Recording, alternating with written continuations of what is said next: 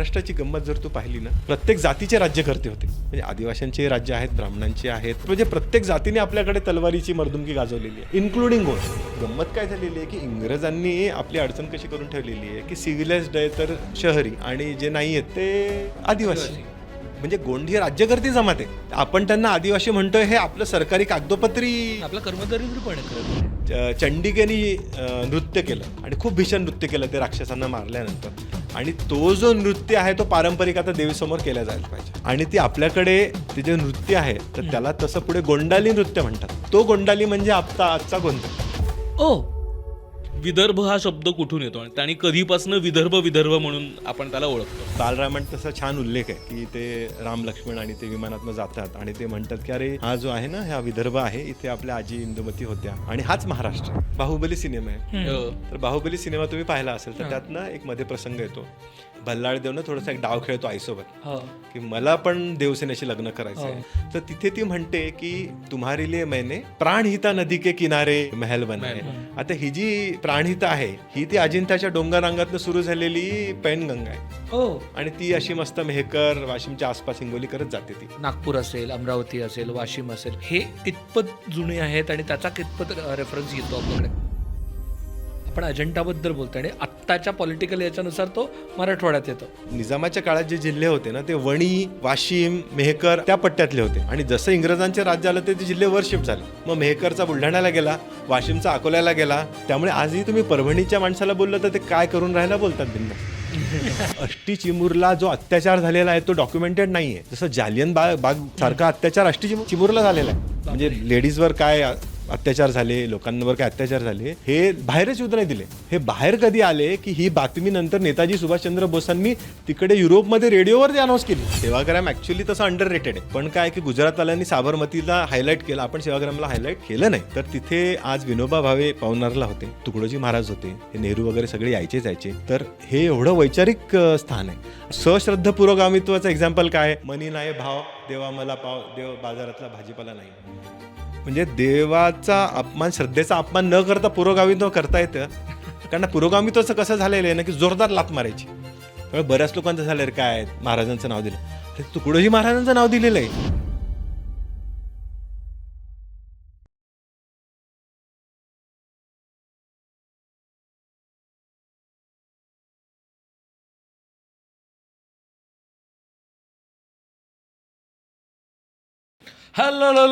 Hi hello नमस्कार, तुमच्या सगळ्यांचं मनापासून खूप खूप स्वागत आहे द मुक्तमुख शो म्हणजे स्टार्टच्या या नव्या कोऱ्या एपिसोडमध्ये. आपण महाराष्ट्राचा इतिहास समजून घेतला, आपण पुण्याचा इतिहास समजून घेतला, आपण मुंबईचा इतिहास समजून घेतला, आपण पश्चिम महाराष्ट्राचा इतिहास समजून घेतला आणि तुमच्या बऱ्याच कॉमेंट आल्या की अरे विदर्भाबद्दल कधी बोलणार आहेत. आम्ही खूप दिवस लिटरली शोधत होतो की कोणासोबत आपण विदर्भाचा इतिहास समजून घेऊ शकतो. विदर्भाला एवढा मोठा इतिहास आहे, अगदी महाभारतापासून त्याचा मेन्शन आहे. आपण समजून घेण्यासाठी अशी महत्त्वाची व्यक्ती शोधतो आणि आज ती व्यक्ती आपल्याला सापडली आणि त्यांच्यासोबत आज आपण गप्पा मारणार आहोत. विदर्भाचा नक्की इतिहास काय आहे, किती काळापासून त्याच्याबद्दल बोललं जातं आहे, एवढ्या वर्षांमध्ये कोणी कोणी राज्य केलं, आत्ताचा जो विदर्भ दिसतो आपल्याला तो कसा शेप झाला आहे, स्वातंत्र्यपूर्व काळात काय काय गोष्टी घडल्या, महाराष्ट्रात कसा आला, हे सगळं समजून घेण्याचा प्रयत्न आज आपण करणार आहोत. विदर्भाच्या खाद्यसंस्कृतीबद्दल पण थोडंसं बोलण्याचा प्रयत्न करणार आहोत आणि याच विषयावरती बोलायला आपल्यासोबत आहेत सचिन दीक्षित सर. सर तुमचं खूप खूप स्वागत आहे. सर इतिहास संशोधक आहे, गेली 15हून अधिक वर्ष ते याच विषयावरती काम करत आहेत. त्यांचा प्रचंड गाढा अभ्यास आहे, त्यांनी याच्यावरती बरीचशी पुस्तकं पण लिहिलेली आहेत. सो आज आपण त्यांच्याकडनं समजून घेणार आहोत. आमच्यासारखे असे पश्चिम महाराष्ट्रातले लोक जरा समजून घेणार आहेत विदर्भाला जास्त प्रमाणात. आणि एक महत्त्वाचं रिमाइंडर ते म्हणजे तुम्ही अजूनही अमुक तमुकला सबस्क्राईब केलं नसेल तर जरूर करा. अमुक तमुकमध्ये आपण अशा वेगवेगळ्या विषयांवरचे चर्चा करतो, गप्पा मारतो, कॉन्व्हर्सेशन्स करत असतो. तर तुम्हाला जर हा कॉन्टेंट आवडत असेल तर प्लीज सबस्क्राईब करा. आणि मला सुरुवात अगदी बेसिक इथपासून करायची आहे की विदर्भ हा शब्द कुठून येतो. आणि जसं आत्ता शार्दूल सुरुवातीला म्हणताना बोलला की महाभारतात पण उल्लेख येतो, रामायणात उल्लेख आहेत. तर हे काय रेफरन्सेस आहेत आणि कधीपासून विदर्भ म्हणून आपण त्याला ओळखतो?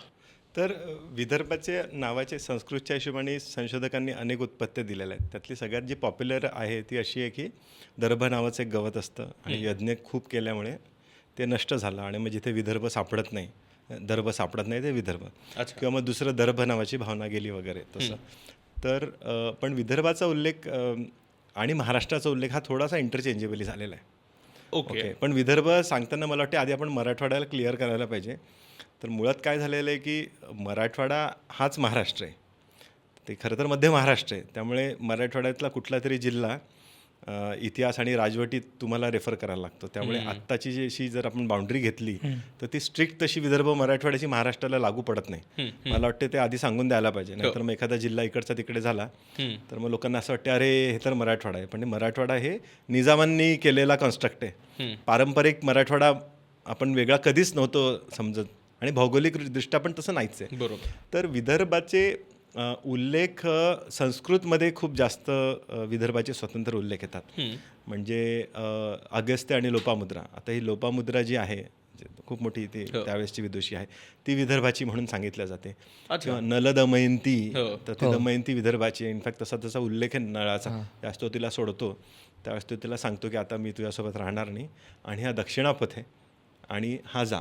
आता खरं तर हा दक्षिणापथ थोडासा वेगळा आहे, कारण बौद्ध साहित्यांमध्ये आपण जो दक्षिणापथ पाहतो तो तसा आपला उज्जैन ते पैठण वगैरे जातो. हा एक दुसरा वाराणसी वर्धा चंद्रपूर आत्ताचा जो जनरल हायवे आहे हा तो दक्षिणापथ आहे. तिच्यासोबत रामायणात खरं तर सगळ्यात जास्त उल्लेख येतात. म्हणजे रामायण आणि रामायण रिलेटेड ग्रंथ म्हणजे इंदुमती. ती इंदुमती जी आहे ती आजी त्यांची ती विदर्भाची आहे. आणि बालरामायण तसा छान उल्लेख आहे की ते राम लक्ष्मण आणि ते विमानातनं जातात आणि ते म्हणतात की अरे हा जो आहे ना हा विदर्भ आहे, इथे आपल्या आजी इंदुमती होत्या आणि हाच महाराष्ट्र आहे. तर मला वाटतं ते एक थोडंसं सांगायला पाहिजे की महाराष्ट्राचा तसा पहिला उल्लेख एरंडच्या शिलालेखात येतो, MP विदिशाजवळ जे आहे ते. पण विदर्भाचा बरेचदा जो उल्लेख आलेला आहे तो जो प्रदेश जर बघितला तर तो इंटरचेंजेबली साधारणतः गोदावरीपासनाचा जो प्रदेश आहे तो तसा आपण घेतलेला आहे. आणि तिच्यात दुसरी गंमत काय होते की विदर्भ आणि महाराष्ट्रासोबत एक तिसरी टर्म येते दंडकारण्याची. बरोबर. त्यामुळे बरेचदा दंडकारण्य म्हणून जो भाग दिलेला आहे प्रभू रामाची जी काही यात्रा वगैरे झाली तर त्या दंडकारण्य हा आपला. आणि मग त्याची छान कथा आहे की दंड नावाचा एक राजा होता आणि मग त्याचं ते अरण्य आहे आणि पाप वगैरे झाल्यामुळे ते थोडंसं छोटं केलं. पण रामायणात साधारणतः रामटेक, आता रामटेकला राम आणि सीता स्वतः आलेले आहेत अशी ती पारंपरिक मान्यता आणि तिच्यावर कोणाचं म्हणजे असं काही दुमत नाही आहे. किंवा यांनी हनुमानाने ज्यावेळेस वानरांची सेना केली त्यातला एक सेनापती विदर्भाचा होता. तर ते असे खूपच स्पष्ट उल्लेख आहेत. किंवा लोणारलाही काही लोकांचं असं म्हणणं आहे की ते पंचपसर सरोवर म्हणून एक संकल्पना आहे, ते कदाचित लोणार असेल. तर दंडकारण्य हा आपला एक खूप मोठा भाग आहे आणि दंडकारण्याच्या सीमा थोड्याशा फ्लेक्सिबल आहेत. म्हणजे आत्ताचा विदर्भ आहे, काही ठिकाणी तो दंडकारण्य असा बिदर वगैरेपर्यंत पण कन्सिडर केलेला आहे. आणि दुसरं काय झालेलं आहे की आत्ताचा विदर्भ जर तुम्ही बघितला तो आता गडचिरोली गोंदियाला असा आपण कापला. पण पारंपरिक हा दंडकारण्य बस्तरपर्यंतचा आणि तिकडचं कलिंगारण्य असं ते कंटिन्युअस जॉग्रफी होती. बरोबर. पण भाषिक रचना करताना ती गोंडांची भाषा त्यांना मराठीशी सारखी हे फारसं कदाचित कळलेलं नाही आहे आणि त्याच्यामुळे मग त्यांनी ते वेगळं केलं आणि तो MP ला दिला. तो अजूनच गंमत आहे. म्हणजे गोंडी महाराष्ट्राची सिमिलर नाही हे ठीक आहे, पण मग ती MP कशी सिमिलर होते ते कळलं नाही. त्याच्यामुळे ते 2 जिल्हे तिकडे दिले आणि ते बघताना लोकांना असं वाटतं की अरे हे असं इथे संपलं. पण पारंपरिक वनाला काय तुमच्या राज्याच्या सीमांशी काही गेले नाही. त्यामुळे असं दंडकारण्य, विदर्भ आणि बरेचदा इंटरचेंजेबली महाराष्ट्र म्हणून रामायण महाभारत आणि बाकी ग्रंथांमध्ये संस्कृतमध्ये खरं तर विदर्भाचं खूपच येतं. बरोबर. आणि त्या काळात म्हणजे आपण अगदी काय रामायण महाभारतापासूनचा जे उल्लेख बघतो त्या काळात विदर्भ जो रिजन आहे त्याचा ज्याला आपण विदर्भ म्हणतोय आता किंवा त्या काळी म्हणायचो त्याची साधारण ओळख काय होती? म्हणजे सांस्कृतिकदृष्ट्या कसं होतं ते म्हणजे जॉग्राफिकली तर ते कदाचित समजून घेणं थोडं आणखीन क्लिष्ट आहे, पण नेमकी त्याची ओळख कशी होती? तर मला वाटतं जॉग्राफी पण मला वाटतं सांगायला पाहिजे, कारण विदर्भाची एक पारंपरिक ऐतिहासिक जी ओळख आहे ती साधारणतः विंध्यच्या खाली. आता इथे विंध्य आणि सातपुड्यात बऱ्याचदा लोकांचं ते ऐतिहासिक गल्लत झालेली आहे.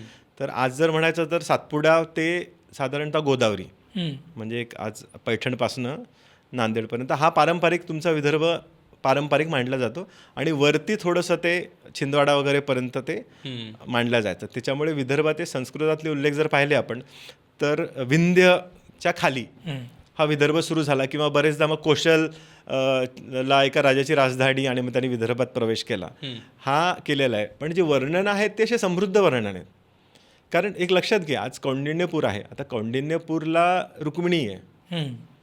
आता रुक्मिणीचं राज्य त्याच्या त्या भीष्मकाचं मोठंच राज्य होतं. किंवा नल दमयंतीचं किंवा इंदुमतीचं जे आपण देतो त्याचं ते कालिदासाने मस्त स्वयंवराचं वर्णन केलेलं आहे की ती कशी इंदुमती अशी प्रत्येकासमोरून जाते आणि ज्याच्यासमोर गेली त्याचा चेहरा प्रदीप्त होतो.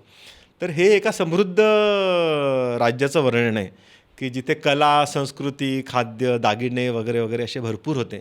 आणि ही परंपरा नंतर इतकी मोठी झालेली आहे ओंकार की संस्कृतामध्ये काव्य करायची जी एक चांगली रीत मानल्या जाते ती वैदर्भी रीती आहे. तर वच्छोमी शैलीत आम्ही लिहितो आणि हे किती रसाळ काव्य आहे असं ते गर्वाने सांगितलं गेलेलं आहे. ओ वाव. हां, तर त्यामुळे संस्कृत काव्याची एक महत्त्वाची जी रीत आहे ती वाशिमची म्हणजे वत्सगुल्माची ती वच्छोमी रीती आहे. आणि कालिदास सांगतो की हे मी वत्सगुल्म शैलीत लिहिलेलं काव्य आहे आणि म्हणून हे किती छान आहे. त्यामुळे तू कालिदास बघ, भवभूती बघ आणि राजशेखर बघ, हे संस्कृतातले मोठे नाव आहेत. आणि हे सगळे म्हणजे मोरॉरलेस विदर्भातलेच आहेत. आणि प्राकृतातला गुणाढ्य म्हणा किंवा यांचा एक स्वतःचा राजा होता वाकाटकांचा, तर त्यांनी ते सेतुबंध काव्य वगैरे लिहिलं. तर हे सगळं जे आहे हे साधारणतः म्हणजे पैठणपासनं पुढचा जो महाराष्ट्र विदर्भाचा आहे हे तिथे झालेलं आहे. त्यामुळे सांस्कृतिकरित्या हा संस्कृतातला खूप महत्त्वाचा भाग आहे. या प्राचीन भारतातले जे महत्त्वाचे लिखाण झालं आहे, साहित्य झालं आहे, ते खरं तर विदर्भ म्हणजे कालिदासाचं वर्णन केलं. कालिदासांनी तिथं लिहिलेत महत्त्वाचे. कालिदासांनी तिथे आणि एवढं नाही, जातक कथांमध्ये सुद्धा विदर्भाचा बरेचदा उल्लेख येतो. अच्छा. हां, तर त्यामुळे फक्त म्हणजे संस्कृतात आहे असं नाही, तर जातकांमध्ये बरेचदा त्यांनी असं सांगितलेलं की हे जनपद आहे इथे आणि हे अश्मक जनपद आहे आणि कुठले कुठले जनपद आहेत. तर त्यामुळे तो विदर्भ असा त्यावेळेसचा सांस्कृतिक महत्त्वाचा हा होता.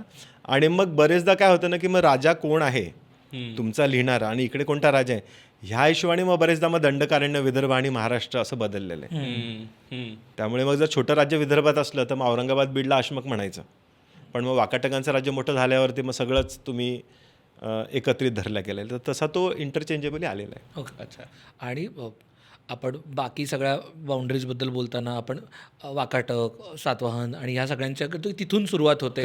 तर विदर्भाचा प्राचीन जर इतिहास बघितला तर तिथून म्हणजे आत्ताचा जो पॉलिटिकल रिजन दिसतो तो कधीपासूनचा हे म्हणजे ज्याच्या आपल्याला प्रूफ सापडतात, शिलालेख सापडतात. नाही, शिलालेखपेक्षा विदर्भाचं मेन गंमत काय झालेली आहे की एक लक्षात घ्यायला पाहिजे की विदर्भ आणि हा जो इकडचा पूर्वेचा भारताचा भाग आहे हा ॲक्च्युली लोखंड खनिजाचा भाग आहे. त्यामुळे आपण इतिहास पूर्वकाळ जरी बघितला तर लोखंडाची जी महाराष्ट्रात एंट्री झालेली आहे ओके, ती विदर्भातनं झालेली आहे. आणि अर्थात ते उत्खननातनं आलेलं आहे. म्हणजे साधारणतः आज तुम्ही जर मेघच्या साईड बघितल्या तर त्या विदर्भात खूप सापडतात. खूप म्हणजे खूपच, म्हणजे माहूरझरी झालं, भोगी माहेरी झालं, गोरेवाडा झालं, बोरगाव झालं, कौंडिण्यपूर झालं, अशी खूप मोठी साईट आहे. आणि तिथे काय झालेलं आहे की आता रंजकच सांगायचं झालं तर नागपूर म्युझियमला एक शवपेटी ठेवलेली आहे. जशी ती फॅरो लोकांची असते ना तशी एक दगडाची शवपेटी आहे. बापरे. आणि कॉमन मॅननी जाऊन पाहिला तर तो बाटतब वाटतो, म्हणजे साधा माणूस बाटतबच म्हणणार. आता ते एवढी मोठी शवपेटी, एक 5 फूट चा माणूस त्यात झोपेल. आता ती शवपेटी पाहिल्यावर एक लक्षात येते की ती पद्धतशीर तासलेली आहे, म्हणजे दगडी हत्यारांनी केलेली नाही आहे. आणि ते खूप मोठं एक प्रूफ आहे की तुमच्याकडे लोखंडाचं इतकं चांगलं साधन होतं की तुम्ही त्या शवपेट्या बनवायच्या. आणि अर्थात उत्खननांमध्ये मग लोखंडाच्या अवजारं सापडलेलेच आहेत. आणि त्यामुळे तुम्ही माहूरझरीला वगैरे गेलं, गोरेवाडाला वगैरे तिकडे, तर तिकडे तुम्हाला असे मस्त दफन स्थळं सापडतात. आणि त्याचे 3-4 प्रकार आहेत. म्हणजे काही ठिकाणी काय होतात ना की डोलमेन नावाचा प्रकार आहे की तिथे उभे दगड ठेवतात आणि तिच्यावरती आडवे. तर चंद्रपूरकडे तुम्हाला डोलमेन सापडतात. एक मेन्हीर नावाचा प्रकार आहे ज्यात उभा दगड आहे. तर हे चंद्रपूर, नागपूर, गोंदिया ह्या ठिकाणी हे इतके जास्त संख्येने आहेत की तिथे त्या मेगॅलिथिक माणसाचा, अश्मयुगीन माणसाचा वावर होता आणि त्याच्याकडे पद्धतशीर लोखंडाचं ज्ञान होतं. आणि ते काय जे भटके वगैरे असायचे आणि ते राहायचे तिथे. आणि तो मला वाटतं एक महत्त्वाचा विदर्भाचा एक भाग आहे जो लोकांच्या लक्षात यायला पाहिजे. आणि तिच्यानंतर मग जर अर्लिएस्ट विदर्भाचा रेफरन्स पाहायला झालं तर अशोकाचा शिलालेख आहे, तो डेवटकला सापडतो. तर तिथे मग आपल्याला क्लिअर आहे की बाबा हे अशोकाच्या नावाने तुम्हाला ब्राह्मीचा उल्लेख सापडतो. आत्ता जी नावं आपण ऐकतो विदर्भातली प्रॉमिनंट शहरं, नागपूर असेल, अमरावती असेल, वाशिम असेल, हे तेव्हापासून कितपत जुने आहेत आणि त्याचा कितपत रेफरन्स येतो आपल्याकडे? म्हणजे वाशिमचा बराचदा रेफरन्स येतो. म्हणजे वाकाटकांच्या काळात तर राजधानी होती. नाही, वाशिमचं ॲक्च्युली महत्त्वाचं नाव येतं म्हणजे पुराणाचं थोडंसं डेटिंगचं लोकांना डिबेट असते की किती आहे. तर सगळ्यात जुने गावाचे नाव येतं तर भद्रावती मी एक तुम्हाला सांगितलेलं आहे, पवनी एक जुनं गाव आहे. नागपूरचे आपण आज आपल्या यांना भक्त बुलंदांना श्रेय देतो, पण तसं ते आधीचंच गाव आहे. ठीक आहे. त्यामुळे शिलालेखांचे जे दानपत्र आहेत तिच्यामध्ये जर तुम्ही नावं शोधायला गेले तर मग ऐतिहासिक गावं खूप आहेत आणि कॉमन सेन्सिकली आज एक 300 किलोमीटरमध्ये तुमच्याकडे असणार आहे. तर त्यातलं प्रॉमिनंट वाशिम, पण वाशिमपेक्षा काय झालेलं आहे की वाकाटकांचा जो उदय झालेला साधारण एक आपण 200 to 500 असं एक 250 to असं ते 200 वर्ष वगैरे धरतो. तर त्यांच्या विदर्भात 2 ब्रांच झालेल्या आहेत. तर मी जोकिंगली म्हणतो की पूर्व विदर्भ पश्चिम विदर्भ नाही जरा आधीपासूनच आपल्याला चिटकलेलं आहे. कारण काय झालेलं आहे की एक ब्रांच त्यांनी बरोबर वाशिमला आणून ठेवली, वत्सगुल्म ब्रांच, आणि एक त्यांनी मनसर, प्रवरपूर, म्हणजे नगरधन आणि ती ब्रांच केली. तर म्हटलं हे बरोबर आहे, म्हणजे जसं नागपूर अमरावती डिव्हिजन आहे, तर म्हटलं हे यांचं जरा आधीपासूनच चाललेलं आहे. ऐतिहासिक आहे. ऐतिहासिक आहे. पण हे नाही, ह्याला दुसरं गंमत काय झालेली आहे माहिती आहे का, की वाकाटकांचं जो मूळ पुरुष आहे त्याचंच नाव विंध्यशक्ती आहे. त्याच्यामुळे विदर्भाचं विंध्याशी जे सुरुवातीचं कनेक्शन आहे ते खरं तर खूप मोठं इस्टॅब्लिश होतं. पण आज वाकाटकांचं जर आपण कौतुक बघायला गेलो तर बऱ्याचशा गोष्टी वाकाटकांच्या एक वाखाणण्याजोग्या आहेत. त्यात म्हणजे पहिलं महत्त्वाचं म्हणजे अजिंठा. बरोबर. अजिंठाचं हे याचा जो वाशिमचा राजा होता हरिशेन, देवशणाचा मुलगा, त्याच्या काळात हे बांधकाम झालेलं आणि अजिंठाचं खूप मोठं बांधकाम झालेलं आहे. ठीक आहे. तर आपल्याला शिलालेख जे सापडतात ते त्याच्या ह्याचे आहेत, मंत्रे वऱ्हादेवाचे आहेत. आणि स्पिंक यांचं म्हणणं आहे की त्या सुरुवातीच्या ज्या 2 केव्ज आहेत त्या कदाचित ह्याच्या आहेत, राजाच्या आहेत, कारण ते खूप डेकोरेटेड आहेत. पण लक्षात घ्यायला हे पाहिजे की तसे पारंपरिक वाकाटक हे वैष्णव होते. परम माहेश्वर असंच लिहितात ते. आणि त्यांच्याकडे प्रभावती गुप्ता नावाची एक राणी आली होती जवळपास 350-370ला. तर ती त्या नगरधन शाखेला आली होती. आता हे प्रभावती गुप्ता जी आहे ती गुप्त साम्राज्यातून आलेली आहे आणि त्यांच्याकडे वैष्णवांचा प्रभाव आहे, म्हणजे विदिशाला वगैरे आपल्याला तो दिसतोच. तर तिच्यानंतर आलेल्यानंतर मग तिने रामटेकला जे काम केलं ते कदाचित जसं विदिशाच्या पहाडीला केलेलं आहे तर ते बहुतेक त्या रामटेक पहाडीला तिला करायची तशी इच्छा होती आणि मग तिच्यानंतर तिने मंदिरं वगैरे वगैरे बांधलेली आहेत. तर वाकाटकाचं तर तो एक त्यांचा खूप मोठा त्यांनी भाग केलेला आहे. आणि लक्षात काय घ्यायला पाहिजे की त्यांनी वाकाटकांनी रामटेक मनसरला खूपच मोठं काम केलेलं आहे. ठीक आहे. म्हणजे फॉर एक्झाम्पल तुम्ही जर आज गेले तर रामटेकला नरसिंहाचे मंदिर आहेत, केवल नरसिंह आणि रुद्र नरसिंह. तर आधी तिच्यावर खोळ असल्यामुळे लोकांना असं वाटायचं की ते मारुतीचे काय. मग जामखेडकर सरांनी ज्या उत्खनन ते खोळ साफ करायचा त्यांना चान्स मिळाला त्यावेळेस ते खोळ साफ केल्यावर लक्षात आलं की तो खूप सुंदर असा नरसिंह आहे आणि त्याचा फोटो आपण दाखवू असा, म्हणजे अगदी रॉयल राजललितासनात बसलेला, हातात त्याचं चक्र घेतलेलं आहे. आणि एक जो वाकाटक गुप्तकलेचा जो एक ग्रेस आहे, कारण काय होतं ना त्यांच्या कलेत मिनिमम लाईन आणि मॅक्सिमम व्हॉल्यूम असं ते एक ग्रेसफुल आहे, म्हणजे बटबटीत अगदी सगळीकडे अलंकरण असं नाही आहे. तर त्यांचे टॉर्सो वगैरे खूपच सुंदर असतात. तर तो तिथे आला आणि तिथे त्यांना मग शिलालेख सापडला. मग त्या शिलालेखामुळे मग प्रभावती गुप्तानी ते बांधलं आणि नंतर मग बॅकरने असं मांडलं की ते प्रभावती गुप्तानी नाही त्याच्या मुलींनी बांधलेलं आहे. आणि तर मग ती एक साईट आली आणि बाजूला मनसर म्हणून आहे. तर मनसरला गंमत काय झालेली आहे की मनसरला साधारणतः आज एक 40-50 फूट उंच एवढा विटांचा महाल आहे त्यांचा. म्हणजे आज आपण नालंदांचे जे विटांचं काम बघतो त्या दर्जाचं तेवढं मोठं भव्य मनसरला आहे. ठीक आहे. पण अर्थात लोक जात नाही, हा नशीब आहे. आणि दुसरी गंमत काय झालेली की त्यांची ही राजधानी असल्यामुळे तिथे मग त्यांनी मंदिरं पण बांधली आहेत. मग त्यांचे ते तारकाकृती मंदिरं वगैरे झालेले. तर आर्किटेक्चरचे स्टुडंट जर तिथे गेले ना तर आज समजा आपण आता गोल पायऱ्या बघतो, आपल्या पायऱ्यांची कल्पना काय 1, 2, 3, 4, पण मग सर्क्युलर पायऱ्या करता येतात का, तो प्रकार तिथे दिसतो. आर्चेसचे वेगवेगळे प्रकार दिसतात किंवा आतमध्ये कॉन्केव्ह झालेले विटांमधले बांधकाम आहे त्यावेळेसचे दिसतात. आणि सगळ्यात महत्त्वाचं म्हणजे तिथे पुरुषमेध झाल्याचा तिथे एक पुरावा आहे. जसं अश्वमेधात अश्व मारला जातो तर तसं पुरुषमेध आहे, तर तिथे तो पुतळा केलेला आहे आणि त्याचा मेधची यज्ञाची विधी झालेली आहे. ती पुरुषमेधाची तिथे झाल्याचा तसा तो पुतळा आपल्याला दिसतो. तर ही मनसरची इतकी मोठी साईट आहे आणि ते जगतपती जोशींनी वगैरे केलेलं काम आहे ते. तर ते महत्त्वाचं आहे. पण तिच्यात महत्त्वाची गंमत काय झालेली आहे की मनसर, मांढळ वगैरे उत्खननात ना आपल्याला वाकाटकांच्या मूर्ती सापडलेल्या आहेत आणि वाकाटकांच्या मूर्तींनी थोडासा जो एक पारंपरिक सौंदर्याच्या कल्पनेत त्यांना छेद दिलेला आहे. बरं. जसं फॉर एक्झाम्पल आता देगलूरकर सरांच्या भाषेत सांगायचं झालं तर असं म्हणतात की विष्णू धर्मोत्तर पुराण वगैरे तुम्ही जर मूर्तींचे वर्णनं पाहिले ना तर ते आयडियलाइज व्हर्जन आहेत. किंवा चाफेकळीसारखं नाक किंवा मासळीसारखी पोटरी किंवा बैलाचं डोकं असतं तशी तुमची छाती, असे ते छान वर्णन आहेत. वाकाटकांच्या मूर्ती सुंदर आहेत पण त्यांचे नाकं असे मोठे आहेत. त्यांचा तो माणूस जो आहे तो असा गब्बू असतो आणि ते सुंदर दिसतात. म्हणजे बटुक भैरव एक जो सापडला होता तिकडे, तो मग महाराष्ट्र शासनाच्या दर्शनिका विभागाने त्याचं हे केलं. तो खूप सुंदर दिसतो आणि तसा तो असा गब्बू आहे, गाल भरलेले, नाक मोठं आणि छान स्थूल. पण त्या स्थूलतेमध्ये सौंदर्य आणायचं काम ते वाकाटक कलेत झालेलं आहे. आणि हे तिथे नाही झालेलं फक्त, अजिंठ्यालाही जर तुम्ही गेले, मला वाटते 14 नंबरच्या केवला ते द्वारपाल, शंखनिधी, पद्मनिधी, ते स्थूल आहेत पण ते स्थूल असून सुंदर वाटतात. त्यांचे चेहरे गोलसर आहेत. म्हणजे आपली जी कल्पना असते की थोडासा लंबट चेहरा पाहिजे तरच सुंदरता असायला पाहिजे, तर हा छेद दिलेला आहे. इनफॅक्ट अलोने म्हणून जे प्रोफेसर आहेत त्यांचं तर असं म्हणणं आहे की अजंठाचे बरेचसे जे द्वारपाल बाजूचे आहेत ते विदर्भ गिळणी केलेले, त्यामुळे ते वेगळे सुंदर दिसतात. आणि ह्याचा पुरावा गंमत काय झालेलं आहे की वाशिमला काय झालेलं आहे की वाशिमला त्या इंगळेच्या शेतामध्ये एक तो तिथे शंखनिधी सापडलेला आहे. तो त्याच प्रकारचा असा गोलसर छान सुंदर दिसलेला आहे. तर तिच्यामुळे काय झालेलं आहे की तुमची जी पारंपरिक सौंदर्याची कल्पना होती त्याच्यापेक्षा हे थोडंसं लोकलाइज व्हर्जन आणि हे सुंदर ग्रेसफुल दिसतं.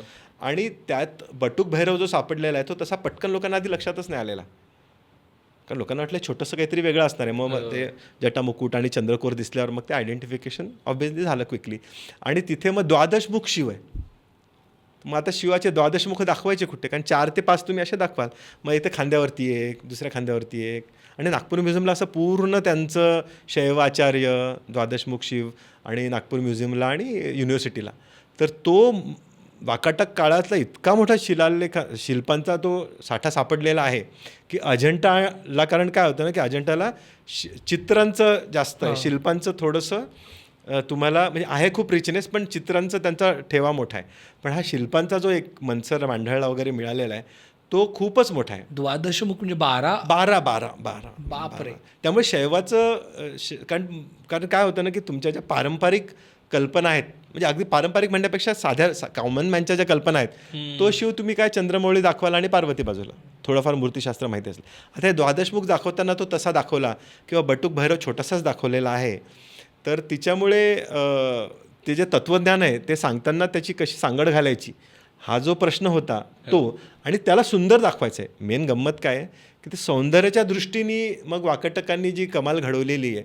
इनफॅक्ट अजिंठ्याला जर तुम्ही बघितलं ना शार्दूल, तर अजिंठ्याचं काय झालेलं आहे की अजिंठ्याची चित्रकला म्हणून खूप छानच आहेत. म्हणजे ते काय तो पद्मपाणी म्हणा, त्यांची ते अजिंठ्याची ब्लॅक ब्युटी वगैरे ते खूप सुंदर आहेत. पण अजिंठ्याचं जनरल जर तुम्ही पाहिलं ना तर ते खूप समृद्ध डेपिक्शन आहे. म्हणजे छान भरपूर लोक बसलेले आहेत आणि आनंदी आहेत आणि खातपीत आहेत. श्रीमंत राज्याचं, श्रीमंत समृद्ध राज्याचं आहे. आणि तिथे फॉरेनर आलेले आहेत, मग फॉरेनर दाखवलेले, आणि तो गाईड असा छान दाखवतो बघा, निळा बुटवाला फॉरेनर वगैरे. पण मुद्दा त्याचा कसा आहे की त्यांचे दागदागिने जर पाहिले, म्हणजे ते अजिंठ्याची एक राणी आहे तिचं डेपिक्शन आहे, तर तिचा तो मुकुट इतका सुंदर आहे की तसा जर आत्ता तयार केला की तो असा मॅग्नम ओपस होणार आहे एखाद्या सुवर्णकाराचा.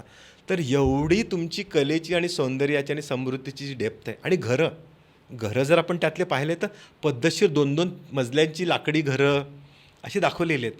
तर तिच्यामुळे लक्षात काय येतं तुम्हाला की बहुतेक लाकडी आणि विटांचं बांधकाम होतं, पण हे म्हणजे भव्य म्हणण्यापेक्षा समृद्ध होतं.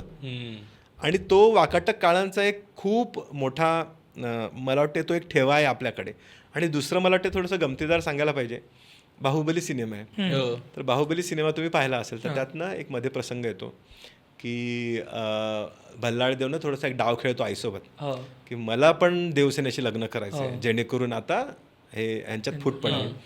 मग ती शिवगामी जी आहे रम्या कृष्णन, ती त्याला सांगते की अरे असं वाटतं नको धरू, मी तुझ्यासाठी एक महाल बनवला, मी तुझ्यासाठी एक धनुष्यबाण बनवला, मी तुझ्यासाठी काय ते हे केलं आणि तू मानू नको. तर तिथे ती म्हणते की तुम्हारे लिए मैंने प्राणहिता नदी के किनारे महल बनाए. आता ही जी प्राणहिता आहे ही ती अजिंठ्याच्या डोंगररांगातनं सुरू झालेली पैनगंगा आहे. आणि ती अशी मस्त मेहकर वाशिमच्या आसपास हिंगोली करत जाते ती. आणि दुसरं काय झालेलं आहे की जी प्रभावती गुप्ता आपण म्हणालो होतं ती तिकडनं आली, गुप्तांकडनं आलेली आहे. आता तिच्या नवऱ्याचा तिथे मग नवरा तिचा गेला आणि तिच्यानंतर तिचे 4 मुलं होते असं इतिहासात आहे. पण जनरल शिलालेखात जे आहे ते 2 नावं प्रॉमिनेंटली येतात, दिवाकर सेन, दामोदर सेन. आणि त्या 2 मुलांना घेऊन तिने राज्य केलेलं आहे. मग तिला एक मुलगी पण होती, त्यामुळे हिस्टॉरिकल जाऊ दे, पण मेनस्ट्रीम जे शिलालेखात दिसतं ते 2. तर हे कदाचित शिवगामीची एक प्रेरणा तिथेही असणार आहे की एक राजमाता 2 मुलांना घेऊन जाते. पण अर्थात हे तिचे होते, पण प्रेरणा आता त्या रावांना कुठून आली तर प्रभावती गुप्तामुळे काय झालं की एक तर वैष्णविझम आलं आणि दुसरं बहुतेक गुप्तांनी तिला राजकारभारात मदत केली. त्यामुळे कालिदास हा जो अरायवल आहे तो कदाचित तिच्यामुळे आलेला असणार आहे की बाबा तर तुझा आणि मदत कर, आणि तिच्यामुळे जो संस्कृतला जो बहर आला तर ही एक साधारणतः एक 150-200 वर्ष महाराष्ट्रात बहरलेली आणि भारतीय शिल्पकलेचा सुवर्णकाळ जो म्हणतो तो आधी तो गुप्त काळ म्हणायचे, आता तो गुप्त वाकाटक काळ म्हटला जातो. आणि तुम्ही जर त्याचा नकाशा बघितला ना तर नर्मदेच्या वरती गुप्त आणि आपण साधारण काय काळाबद्दल बोलतो म्हणजे किती वर्ष आधी एक साधारणतः 330 to 480 500. ओके. कारण हरिशेन नंतर मग ते संपलं. कारण काय झालं होतं की नागपूर ब्रांच जी आहे ती साधारणतः 450च्या आसपास ती तेवढीशी प्रबळ राहिली नाही आणि इकडे वाशिम ब्रांच मोठी झाली. त्यामुळे हरिशेनाचा जर राज्याचा नकाशा तुम्ही पाहिला तर कलिंग ते इकडे भडोजपर्यंत आणि खाली जवळपास तुंगभद्रेपर्यंत, त्यामुळे तसा तो मोठा राजा होता. आणि ऑब्व्हियसली त्याच पैशाने तुम्ही अजिंठ्याला बांधलं, कारण हे शैव मताचे राजे हे खूप लिबरली बौद्धांच्या एवढ्या लेण्या बांधत येतात.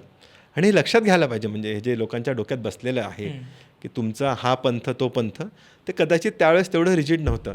आणि त्या कलेला घेऊन त्यांनी जो सुवर्णकाळ बांधलेला आहे ते, त्यामुळे अजिंठाचं फक्त ते सुंदर दिसतं नाही आहे, ते समृद्धीतनं आलेली जी कला आहे ती अजिंठा आणि वाकाटक म्हणजे रामटेक आणि बाकी ठिकाणी दिसतेच ती. सर मी आत्ता फक्त हे मला थोडंसं डबल क्लिक करायचं आहे की आपण अजिंठाबद्दल बोलतो आणि आत्ताच्या पॉलिटिकल याच्यानुसार तो मराठवाड्यात येतो. हो, अरे पण त्याला कारण आहे ना, कारण काय गंमत काय झालेली आहे की साधारणतः भोसल्यांच्या काळात, रघोजींच्या काळात वगैरे जे तह करार झाले त्यांच्यात, तर तिच्यात त्यांनी काय केलं, इंग्रजांनी निजामाला तो मराठवाडा दिलेला आहे आणि त्यांनी त्यावेळेस जो भाग घेतला तो त्यांनी घेऊन टाकला.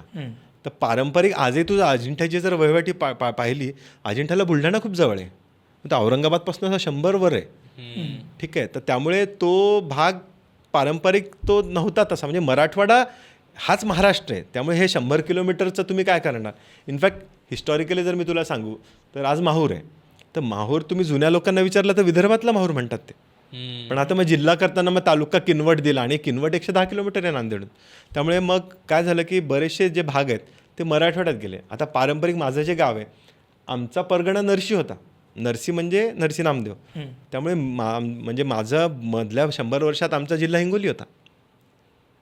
आणि इनफॅक्ट हे जिल्हे बदललेले आहेत. काय झालं, मुघलांच्या काळात निजामाच्या काळात जे जिल्हे होते ना ते वणी, वाशिम, मेहकर असे त्या पट्ट्यातले होते. आणि जसं इंग्रजांचे राज्य आलं ते जिल्हे वर शिफ्ट झाले. ओके. मग मेहकरचा बुलढाण्याला गेला, वाशिमचा अकोल्याला गेला, हा यवतमाळला आला. ठीक आहे, तर त्या राजवटींमुळे तिची एक तिथे तुकड्याची जी भावना आहे, त्यामुळे आजही तुम्ही परभणीच्या माणसाला बोललं तर ते काय करून राहायला बोलतात बिंदास. आता 50 वर्षाच्या त्या शालेय पुस्तकामध्ये ते म्हणते आम्ही मराठवाड्याचे, पण पारंपरिकला तुम्ही काय करणार. आपण आता महूरबद्दल बोललो तर मला त्याच्याबद्दलच प्रश्न होता की महूरचे परशुराम, चंद्रपूरची महाकाली आणि गोंड आदिवासी यांचं असं काही कनेक्शन आहे का. नाही, गोंडांचं आणि देवीचं, कारण देवीची काय झालेली आहे की देवीची जी संकल्पना आहे ती तशी बरेचदा मिक्स झालेली आहे. म्हणजे एक आपल्याकडे जी संकल्पना आहे देवीची ती अशी आहे की शक्तिपीठांची 51 किंवा 108 डिपेंडिंग ऑन काय तुम्ही देवी महात्म्य आणि हे बघता. आणि ती कथा खूप चांगली आहे की तिचा मृत्यू झाला आणि मग शिव ते शव घेऊन गेला आणि ते तुकडे पडले सगळीकडे. तर तिच्यामध्ये आपले जे शक्तिपीठ आहेत ते म्हणजे तुळजापूर, कोल्हापूर, माहूर हे. तर माहूर हे तसं खूप मोठं क्षेत्र आहे. कारण लक्षात घ्यायला काय पाहिजे की माहूरला ना तुम्हाला 3-4 दृष्टींनी बघायला लागतं. म्हणजे साधारणतः आता पैनगंगा, आता हे पैनगंगा जे नाव आहे तर हे पेन पवित्रतेसाठी गोंडांचा शब्द आहे हा. अच्छा, ठीक आहे. तर त्याची एक व्युत्पत्ती अशी सांगतात लोक की पैनगंगा म्हणजे ते पैन घाटातनं निघाली, पण नदीवरनं घाटाला नाव का घाटावरनं नदीला नाव असा वाद तिथे होतो. आणि पारंपरिक जर आपण पौराणिक जर बघितलं तर काय झालेलं आहे की आज दत्तात्रेयाचं क्षेत्र पण आहे ते आणि देवीचे क्षेत्र आहे. आणि तशा त्या रेणुकेच्या 2-3 कथा येतात. म्हणजे एक पॉप्युलर कथा जी लोकांना माहिती आहे ती कथा काय आहे की जमदग्नींनी सांगितलं की बा तुझ्या मातेचं हे कर, आणि मग परशुरामाने डोकं कापलं आणि मग वर मागितला की आता मग मला माझी माता परत पाहिजे. आणि मग तो चालत गेला आणि त्याने मागे वळून पाहिलं आणि मग ते तेवढंच डोकं वर आलं. पण एक दुसरी पण कथा आहे की त्या ऋषींकडे जमदग्नीकडे कामधेनू होती हम्म. आणि त्या कामधेनूवर सहस्त्रार्जुनाने दावा केला आणि मग तो कामधेनू घेऊन गेला आणि कामधेनू त्या घेण्याच्या प्रक्रियेत त्यांनी जमदग्नीला मारलं. जमदग्नी रेणुकेलावर त्यांनी अटॅक केला आणि मग परशुराम म्हणे की आता ह्यांचा अंतिम संस्कार करायला मला जागा कुठे, तर मला एक चांगली जागा पाहिजे. तर लोक म्हणे ते दत्तात्रेय त्यांना जाऊन विचार. मग दत्तात्रेय तिकडे त्यांच्या त्या अनुसूयेसोबत त्यांचं ते तिथलं स्थान सांगतातच, त्यांचा डोंगरच येते तिथे. मग ते दत्तात्रेयांना भेटले आणि त्यांनी सांगितलं की हे कर. त्यामुळे परशुरामाच्या तशा 2-3 कथा आहेत. ठीक आहे. आणि मग काय झालेलं आहे की आता ही जी रेणुका आहे तर ही त्या कथेनुसार काय झालेलं आहे की कुठल्या कथेनुसार तुम्ही ते उत्पत्ती बघता ते एक पाहायला पाहिजे. दुसरं काय होतं की मग बऱ्याच पुराणांमध्ये मग ती तशी पार्वतीचा अवतार आहे तर असं म्हणून पण येतं. ठीक आहे. आणि तिच्यात मग गंमत काय झालेली आहे की ही एक गोष्ट क्लिअर आपल्याला होते की ते एक देवीचं खूप महत्त्वाचं स्थान आहे. हे परशुरामाचं तर आहेच आहे, पण मग नंतर ते देवीचं एक खूप महत्त्वाचं स्थान आहे. मग तिथे पुढे कथा कशी येते की आता ही देवीची स्थापना तिथे झाली आणि मग तिथे चंडिकेने नृत्य केलं आणि खूप भीषण नृत्य केलं ते राक्षसांना मारल्यानंतर. आणि तिने काय केलं मग ते राक्षसांच्या कातडीचे 2 हे बनवले, ढोलसारखे म्हणजे तंतुवाद्य, तालवाद्य, आणि ते तिने वाजवले. आणि तो जो नृत्य आहे तो पारंपरिक आता देवीसमोर केला जायला पाहिजे. आणि ती जी परंपरा आहे ती तशी मग पुढे कंटिन्यू होत आपल्याला दिसते की ती गोंडांनी पण ती कंटिन्यू केलेली आहे. आणि ती आपल्याकडे ते जे नृत्य आहे तर त्याला तसं पुढे गोंडाली नृत्य म्हणतात. गोंडाली नृत्य म्हणतात आणि तो गोंडाली म्हणजे आजचा गोंधळ. हां, तर त्यामुळे ढेरेंचं जर तुम्ही संशोधन वाचलं ते तुळजा भवानीचं तर त्यांनी ते भाषाशास्त्र आणि ग्रंथाची हिशोबाने केलं. तर त्यांच्या ह्याच्यात आहे की बुवा ते चालुक्यांकडनं आलेलं आहे कारण त्यांच्या त्या ग्रंथांमध्ये गोंडालीचं नाव येतं. पण हा माहूरचा भाग इतका जवळ आहे कर्नाटकाला की तो चालुक्यांकडेच असणार आहे. तर हे गोंडाली नृत्याची जी परंपरा आहे तर ती आहे तिथे. आणि ते वर्ण तसेच आहेत की 2 ढोल घ्यायचे जसा संबळ असतो आणि मग केस मोकळे करायचे आणि मग तो चंडिकेने केलेला नृत्य आहे आणि तो मग प्रत्येक देवीच्या भगतांनी मग आपापल्याकडे नेलेला आहे.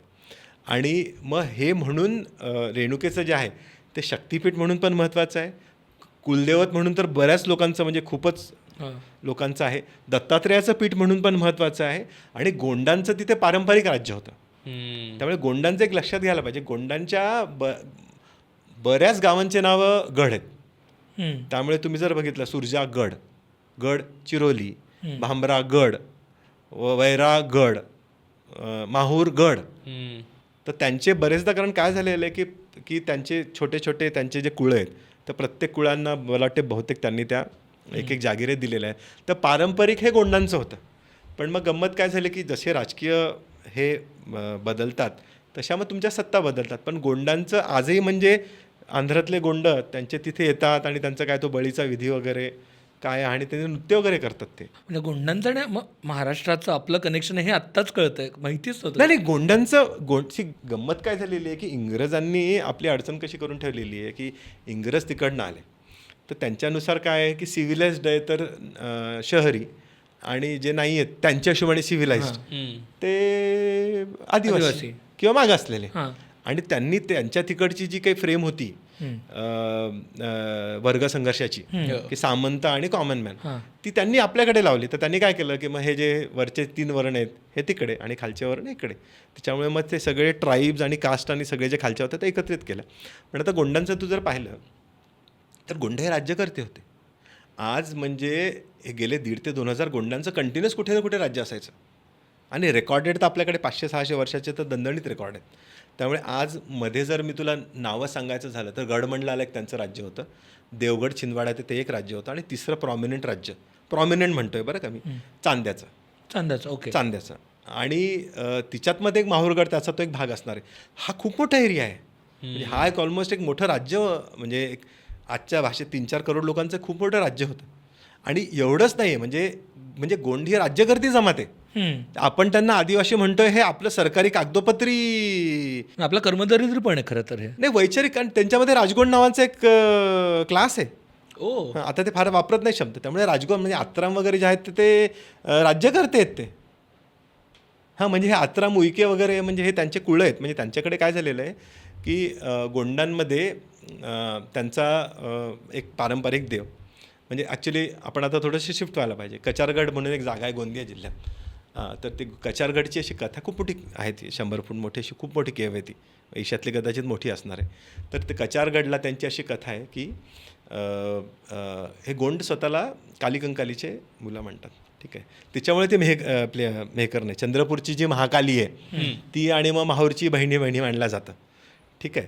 तर ती महाकाली कालिकंकालीचे ते वंशज आहेत. आणि मग ते खेळत होते आणि ते खूप त्रास देत होते. मग शंभू आणि गौरा यांना खूप त्रास झाला. त्यांनी त्या काय केवमध्ये बंद करून टाकलं आणि केवमध्ये बंद करून टाकलं आणि मग ते तिथे अडकले. मग त्या मुलांना खायचे वांदे झाले. मग त्यांनी काय केलं की एक पक्षी यायचा आणि त्यांना तो फीड करायचा आणि ते काही दिवस जगले. मग कालिकंकालीला खूप वाईट वाटलं.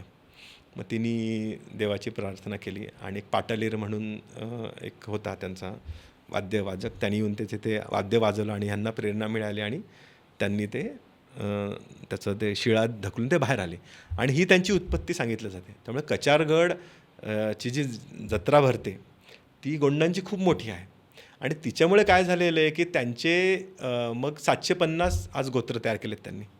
गोंडांचं जर आपण पाहिलं तर त्यांचे 12 पेन, 33 कोट, सगा पेन आणि 750 कुळं असे आहेत.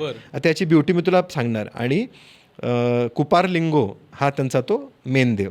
आणि त्याची आता गंमत काय होती की प्रत्येक जे त्यांचं जे कुळ असतं सगा, तर त्यांच्याकडे सगा सोयरा ही कन्सेप्ट आहे. तर सगळ्याचं काय असतं की प्रत्येक त्यांचं जे कुळ आहे तर त्यांचा एक प्राणी असतो, टोटेम आपण म्हणतो. त्यांचं एक झाड असतं. ओके. आणि ते त्यांनी प्रोटेक्ट करायचं आहे. त्यामुळे ते झाड आणि ते प्राणी ते तुम्ही प्रोटेक्ट करायचं. ते तुम्ही दुसरीकडे ते खाता येत नाही तुम्हाला, पण तुम्हाला दुसरे अलाउड आहेत. आणि मग त्या सगळ्याच्या म्हणजे पहिल्या 7 सगळ्यांमध्ये 100 कुळ आहेत, नंतर 10 आहेत, असं ते कॉम्प्लेक्स आहे.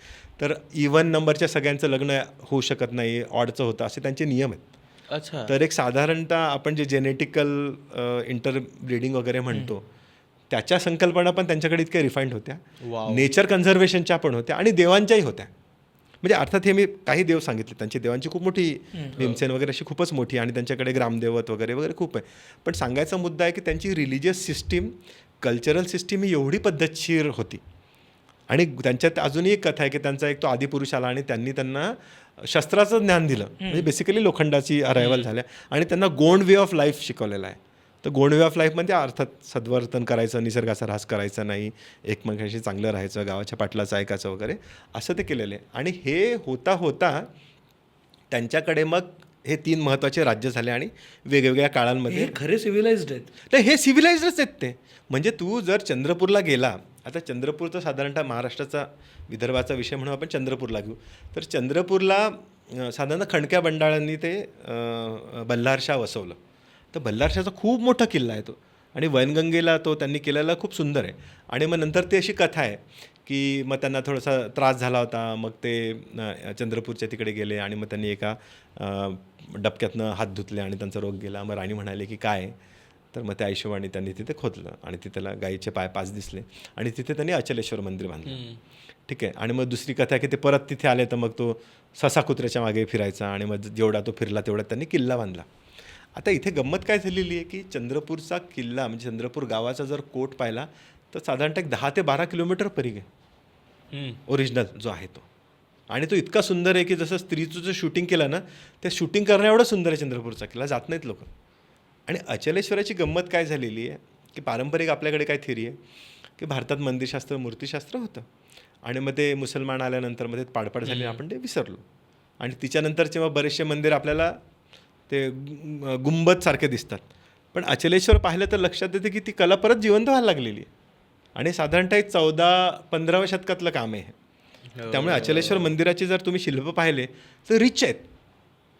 म्हणजे तिथे त्यांनी सुरसुंदरी परत आणल्या, ते देवाचे प्रसंग परत आणले, दशावतार परत आणले आणि एक साधारणतः रिलीफ ज्याला आपण म्हणतो की किती खोलात काम केलं ह्याच्यावरून त्या कलाकाराची मॅच्युरिटी कळते. कारण लाकडीवरती याचं आपण कोरतो ते सोपं जातं, पण त्याला जर 3 इंचाची खोली द्यायला गेली तर शिल्पाची तुमची जी त्याची काठिण्य पातळी ती वाढते. तर ते अचलेश्वर त्याच्यामुळे खूप महत्त्वाचं आहे. आणि तिथे न थांबता मग काय झालेलं आहे की आता गोंडांची स्वतःची महसूल व्यवस्था होती, त्यांचे कॉइनेजेस होते. बरं. हां, म्हणजे हे राज्य होतं म्हणजे हे पद्धतशीर राज्यच होतं, म्हणजे हे काय म्हणजे असं कौतुक करायचं म्हणून नाही आहे.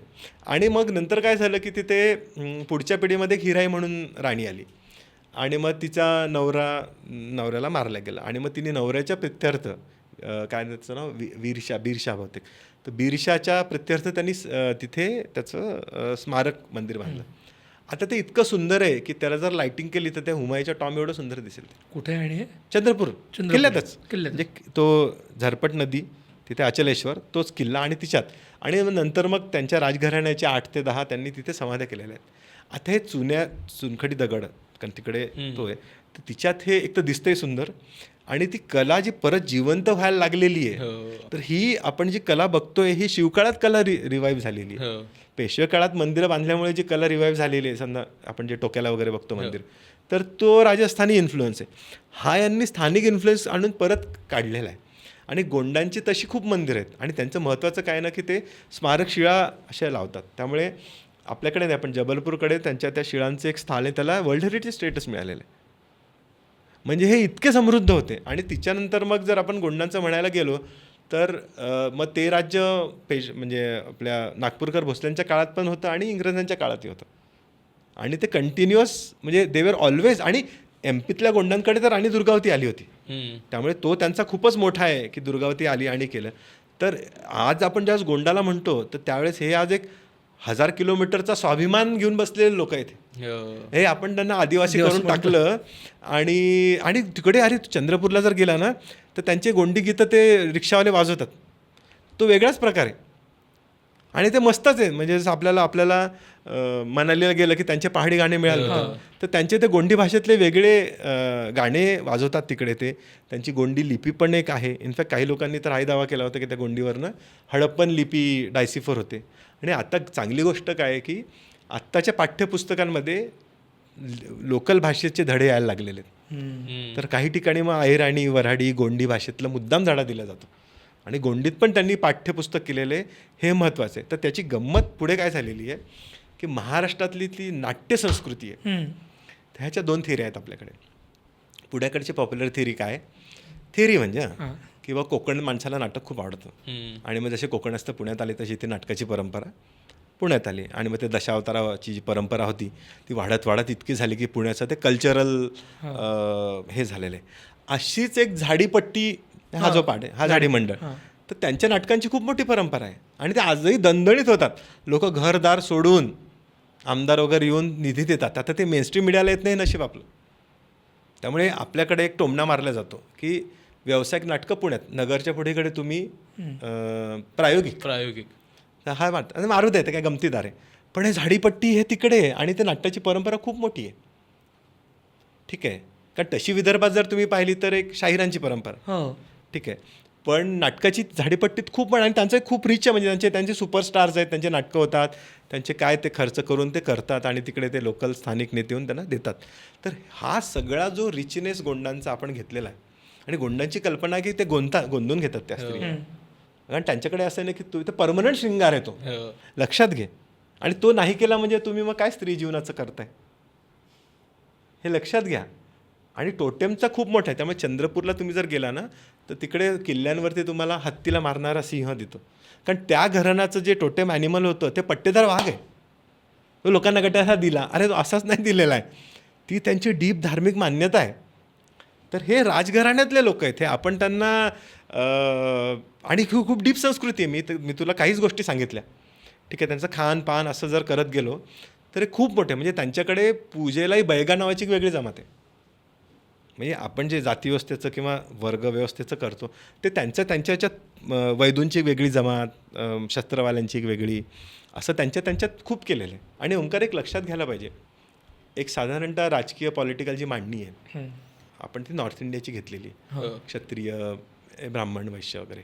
महाराष्ट्राची गंमत जर तू पाहिली ना, थोडं विषांतर होईल, आपल्याकडे प्रत्येक राज्याचे राज्यकर्ते होते, प्रत्येक जातीचे राज्यकर्ते होते. म्हणजे आदिवासींचे राज्य आहेत, ब्राह्मणांचे आहेत, धनगरांचाही राजा होता, प्रत्येक जातीचा राज्य. आपण जातीचे नावं घेऊ नये पुढे, प्रत्येक जाती राज्यकर्ते, म्हणजे प्रत्येक जातीने आपल्याकडे तलवारीची मर्दुमकी गाजवलेली आहे, इन्क्लुडिंग गोंड. तर मला वाटतं ते खूप महत्त्वाचं गोंडांचं आहे. पण आपल्या विषयाला परत जर यायचं झालं तर त्यांची महत्त्वाची काली कंकाली आहे. तर चंद्रपूरचं जे मंदिर आहे तर ते त्यांनी बांधलेलं आणि खूप सुंदर मंदिर इथे मोठं मंदिर बांधलं त्यांनी. आणि ही जी माहूरची आहे ही त्यांची मेन आहे. आणि पारंपरिक जे त्यांचे मग ते बडा देव वगैरे असतात फरसापेन, तर ते त्यांचे मग ते रिच्युअलमध्ये करतात. बापरे. मला हे काहीच माहित नव्हतं. मला हे काहीच माहित नव्हतं. म्हणजे फक्त गोंड आदिवासी जमात आदिवासी एवढंच माहित नाही, होतं. याच्यात तीन- हे इतकं अनफॉर्च्युनेट आहे. 3 आहेत. कारण विदर्भात जर मेन स्ट्रीम म्हणाला तर इकडे हे आणि वरती कोरकू. हां तर कोरकू आजचे कोरकू तरी हिंदी बोलतात साधारणतः अकोटला वगैरे वरच गेले तर. आणि तिसरी एक आंध म्हणून आदिवासी जमात आहे. बरं. ते आत्ता आंध म्हणतो ते आंध्रचे आलेले आहेत. तर एवढ्या 3 ते 4 जमाती डिस्टिंक्ट आज तुमच्या विदर्भात आलेल्या आहेत. आणि लक्षात काय घ्यायला पाहिजे ना की विदर्भ हा कॉरिडॉर आहे. हां. नॉर्थ साऊथ कॉरिडॉर आहे हा. त्याच्यामुळे आपल्या ज्या आपण ज्या अशा कडक मराठी कन्नडा बाउंड्री करायला जातो त्या महाराष्ट्राला लागू पडत नाही आणि विदर्भाला तर पडतच नाही. अजिबातच. त्यामुळे आंध्रातनं आदिवासी आला ह्याला काहीच तुम्हाला सरप्राईज नाही. किंवा छिंदवाड्याचा मुलताईचा एक जण आला तर आजही जे गवळी लोक आहेत तर ते मूव्ह करतातच आहे. मला सरप्राईज म्हणजे झाडीपट्टी असेल. हो, झाडीपट्टी झाडीपट्टीला जनरली आपण इकडे बोलताना म्हणजे आता मेनस्ट्रीममध्ये ते काय आपण गडचिरोली यवतमाळ आणि ह्याबद्दल बोलताना हे कुठेतरी मागास जिल्हे म्हणून बघितलं जातं. पण ॲक्च्युली पण मुद्दा काय होतो की यवतमाळचं जे स्थान एवढं महत्त्वाचं आहे हे लक्षातच नाही ना. आज यखू देशपांडे किंवा आपले हे गझलनवाज भीमराव पांचाळे ते लक्षात आलं असतं तर असं म्हटलं नसतं कोणी. पण ते नाही आहे. किंवा झाडीपट्टीचं साहित्य संमेलन होतं. झाडीपट्टीवाल्यांचं साहित्य संमेलन आहे. म्हणजे विदर्भाचं साहित्य संमेलन होतं हे माहिती आहे आपल्याला. झाडीपट्टीवाल्यांचं साहित्य संमेलन आहे. तर त्यामुळे त्यांचे ती खूपच मोठी परंपरा आहे ती. झाडीपट्टीच्या खाद्यसंस्कृतीबद्दल आम्ही आनंदवनात गेलो होतो तेव्हा बोललो होतो आपण दादासोबत. पण हे बाकी नव्हतं काहीच. नाही खाद्यसंस्कृतीवर आटल्यास आपण वेगळे नंतर येऊच. पण नाही आणि मोठीच परंपरा आहे ती. आणि तिच्यात आता परंपरा आपण आर्टवर आलोच आहे तर मला वाटतं एक खंजिरीवाल्यांचं आपण क्लिअर करायला पाहिजे की खंजिरी वादकांची पण एक विदर्भाची वेगळी परंपरा आहे. म्हणजे आपल्याकडे जे शाहीर आहेत ते मोठी डपलीवाले करतात, ते मावळे वगैरे जे आहेत ते. पण विदर्भाची जे आहे ते 3-4 खंजिऱ्या घेऊन करतात. बरं. हां, म्हणजे तुकडोजी महाराज झाले, गाडगे महाराज झाले, किंवा आजचं महत्त्वाचं जे नाव आहे सत्यपाल महाराज. आणि मला वाटते धर्मपाल मुलगा आहे का भाऊ आहे थोडं कन्फ्युजन आहे. पण सत्यपाल महाराज अकोटचे शिरसोलीकर, तर त्यांचे एक सामाजिक कीर्तन, ती जी परंपरा गाडगे महाराजांची आहे आपल्या तुकडोजी म्हणजे अडकोजी महाराज तुकडोजी, आणि त्याची पूर्ण परंपरा आलेली आहे. तर ती खूप मोठी परंपरा आहे. आणि तिच्यात लक्षात काय घ्यायला पाहिजे ना की त्यांचे गीतं म्हणजे जर तुम्ही वाचले तर तुकडोजी महाराजांनी ग्रामगीतं लिहिलेली आहे. म्हणजे आपली जी गोंडस कल्पना आहे की बस संत काय म्हणणार, सदाचार करा, देवाचं नाव घ्या, एक साधारण अगदी कॉमन मॅन 95 IQ अशी. पण ह्यांच्या ह्याच्यात स्त्रियांनी कामं करायला पाहिजे, तिच्यानंतर स्वातंत्र्याबद्दल लढायला पाहिजे. आणि सगळ्यात फेमस म्हणजे देवाबद्दल, म्हणजे डोळस पुरोगामित्व शब्द लक्षात घे. सश्रद्ध पुरोगामित्वाचं एक्झाम्पल काय, मनी नाही भाव देवा मला पाव, देव बाजारातला भाजीपाला नाही. म्हणजे देवाचा अपमान, श्रद्धेचा अपमान न करता पुरोगामित्व करता येतं हे लक्षात घ्यायला पाहिजे. कारण पुरोगामित्वाचं कसं झालेलं आहे ना की जोरदार लात मारायची. तर हे किती महत्त्वाचं आहे की देव आहे पण भाजीपाल्यासारखं काय करता तुम्ही. तर हे जे आत्मिक एनर्जी आहे तुकडोजी महाराज, आणि तुकडोजी महाराजांचं अजून काय झालेलं आहे की ते तसे सेवाग्रामला गांधीजींसोबत होते आणि विनोबाई होते. म्हणजे सेवाग्राम ॲक्च्युली तसं अंडर रेटेड आहे. सेवाग्रामचं काय झालेलं आहे की गांधीजी जवळपास एक 35 ते 42-46 तिथे राहिलेले आहेत. पण काय की गुजरातवाल्यांनी साबरमतीला हायलाईट केलं, आपण सेवाग्रामला हायलाईट केलं नाही. तर तिथे आज विनोबा भावे पवनारला होते, गांधीजी होते, तुकडोजी महाराज होते, हे नेहरू वगैरे सगळे यायचे. इनफॅक्ट मला फिरोद्यांच्या बहिणींनी किस्सा सांगितला होता की त्यांनी सेवाग्रामला त्यांच्या आजी का आत्यांनी सुभाषचंद्र बोसला चहा दिला होता. तर हे एवढं वैचारिक स्थान आहे. आणि तेवढी गंमत नाही म्हणजे हे, आणि सगळं गंमत काय माहिती का, आता थोडे फाटे फुटतात, आपण तुकडोजीवर परत येऊ की सेवाग्राम हे ॲक्च्युली जमनालाल बजाज आहे. म्हणजे बजाजांची वाडी आहे तिथे. आणि हा एक खूप महत्त्वाचा पार्ट आहे, कारण मारवाडीज ऑफ विदर्भ हा वेगळा प्रकार आहे. हां, म्हणजे आम्ही अकोल्याला जायचं होतं, ते सांगायचे की ते बिर्ला आमच्या नात्यात येतात. अच्छा, म्हटलं ह्यांची वेगळीच प्राईड आहे ही. आणि हे सगळे 150 वर्ष आधी आलेले आहेत. त्यामुळे तसे ते मराठवाडी आहेत. ते मारवाडी म्हणून काय नाही, ते म्हणजे गणगौर आणि महालक्ष्मीचं व्रत एकत्र करणारे लोक आहेत. हे नाही, हे लक्षात घ्यायला पाहिजे. कारण आपण काय करतो, हिंदी भाषिक डुंग इतकं मिक्सचर महालक्ष्मी गणगोर एकत्र होत असेल, अजून तुम्हाला किती संमिलीकरण पाहिजे. तर जमनालाल बजाजांनी खरं तर गांधीजींना तिकडे सांगितलं आणि त्यांचा दुसरा वाडा होता तो त्यांनी पवनारला दिला आपल्या ह्यांना. तर ह्या सगळ्या केंद्रामध्ये 4-5 गोष्टी झाल्या. म्हणजे महिला आश्रमाची स्थापना झाली, राष्ट्रभाषा प्रचार समिती वर्ध्याला आहे हिंदीला. तर त्यावेळेस त्यांची भावना होती की हिंदीशिवाय प्रकार नाही. आणि त्यात मग तुकडोजी महाराजांनी काय केलं की स्वातंत्र्य लढ्यासाठी त्यांचे मग बरेचसे स्तवनं आहेत फेमस. आणि त्याचं सगळ्यात महत्त्वाचं जे पान इतिहासातलं आहे ते आष्टी चिमूरचा स्वातंत्र्य संग्राम. कारण आष्टीला काय झालेलं आहे की एकदा यांनी गांधीजींनी गवालिया टँकवरती सांगितलं अंग्रेजो भारत छोड. तर साधारणतः 15 ऑगस्ट का 16 ऑगस्टच्या डेटला यांनी चिमूरवाल्यांनी काय केलं की 3 दिवस स्वतःला स्वातंत्र्य डिक्लेअर केलं. सगळे ब्रिटिश जे काही पोलीस होते त्यांना धरलं, त्यांना गांधी टोप्या घालायला लावल्या. 3 दिवस स्वतःचं राज्य चालवलं. वाव. 3 दिवस स्वतःचं राज्य चालवलं आणि तिच्यानंतर त्यांनी स्वतःला डिक्लेअर केलं. आणि तिच्यानंतर अजून गावं सामील केले, आपण विस्तारामुळे सांगू नये. पण तो आष्टी चिमूरचा जो स्वातंत्र्य संग्राम आहे तो पहिला सशस्त्र संग्राम आहे ज्याच्यात त्यांनी इंडिपेंडन्स डिक्लेअर केला. पण स्टोरी ही नाही आहे. स्टोरी ही आहे की तिच्यानंतर बदला घ्यायला त्यांनी एक ब्रिटिश रेजिमेंट आणि महार रेजिमेंट अशा दोन्ही पाठवल्या तिथे. आणि तिच्यानंतर कम्युनिकेशन लाईन कापल्या. त्यामुळे आष्टी चिमूरला जो अत्याचार झालेला आहे तो डॉक्युमेंटेड नाही आहे. जसं जालियन बाग सारखा अत्याचार आष्टी चिमूरला झालेला आहे. म्हणजे लेडीजवर काय अत्याचार झाले, लोकांवर काय अत्याचार झाले, हे बाहेरच युद्ध नाही दिले. हे बाहेर कधी आले की ही बातमी नंतर नेताजी सुभाषचंद्र बोसांनी तिकडे युरोपमध्ये रेडिओवर ती अनाऊन्स केली. आणि मग त्याची एक आले की अरे बापरे इतका अत्याचार झाला. आणि ती केस चालली. त्या नागपूरच्या वकील त्यांनी ते मला वाटते 4 का 3 वर्ष ती केस चालवली पूर्ण. आणि नंतर त्यातले मग बरेचसे फाशीवरचे सुटले. त्यामुळे तो जालियन बागवाल्यासारखाच एक विदर्ण करणारा प्रसंग तो तिथे झालेला आहे. आणि तो खूप महत्त्वाचा आहे. आणि तिच्यामुळे एक 3 दिवस लोकांना कळलं की आम्ही स्वातंत्र्य राहून कसं फील असणार आहे हे महत्त्वाचं आहे. तर आता तुकडोजीवरती काय आलेलं आहे की त्या दिवशीच्या आधी तुकडोजी महाराजांचं तिथे कीर्तन झालं होतं. आणि ते खूप फेमस आहे. पण मी परत एकदा मुद्दाम प्लीज वाचायला करतो. तर त्यातल्या महत्त्वाच्या 4 लाईनी मी तुला वाचून सांगतो. भारत अब हिंद दिन भयारे, ना कोई यार सताओ, करनी के फल पाओगे गर प्रभु का देश बिगारे. तिच्यानंतरची लाईन लक्षात घे. झाड़ झड़ूले शस्त्र बनेंगे, भक्त बनेगी सेना, पत्थर सारे बम बनेंगे, नाव लगेगी किनारे. तुकड़ा द्यास कहे मत भूलो, वो दिन आए हमारे, सब दुनिया का पालन करता उसके है हम प्यारे. क्या बात आहे. हे झाड झडूले शस्त्र बनेंगे हे गाणं म्हणजे ते कमल हसनचं गाणं एक आहे त्या हिंदुस्थानी सिनेमात. कश्तियाँ भी लड़ गई, नस्तियाँ भी बढ़ गई, हाथ बनेंगी तलवारे, फूल बनेंगे अंगारे. हे त्याच्यापेक्षा सुपरलेटिव्ह आहे. आणि आपण जे गोंडस लोकांनी बाळबोध कल्पना केलेल्या आहेत की अरे संत म्हणजे धर्म, हे त्याच्यापेक्षा हे आज एक फेमिनिस्ट आपण नाही म्हणू पण वुमन, जातीप्रथा नका पाळू आणि देशाबद्दल करा म्हणून ते राष्ट्रसंत आहेत. त्यामुळे बऱ्याच लोकांचं झालं रे काय महाराजांचं नाव दिलं, अरे तुकडोजी महाराजांचं नाव दिलेलं आहे. आणि त्यांनी ते तिथे थांबले नाहीत. म्हणजे तिच्यानंतर जे युद्ध झालं 61चं वगैरे त्यावेळेस त्यांनी कीर्तनं करून लोकांसाठी निधी गोळा केला. म्हणजे राजेंद्र प्रसादांनी त्यांना नंतर राष्ट्रपती भवनात खंजिरीच्या कार्यक्रमाला बोलवलेलं आहे. मान लक्षात द्यायला पाहिजे आपण. त्यामुळे आपण ज्यावेळेस लोक म्हणतात ना की गाडगेबाबांचं नाव दिलं, गाडगेबाबांचं नाव नाही दिलं, गाडगेबाबांचं नाव दिलेलं आहे ते.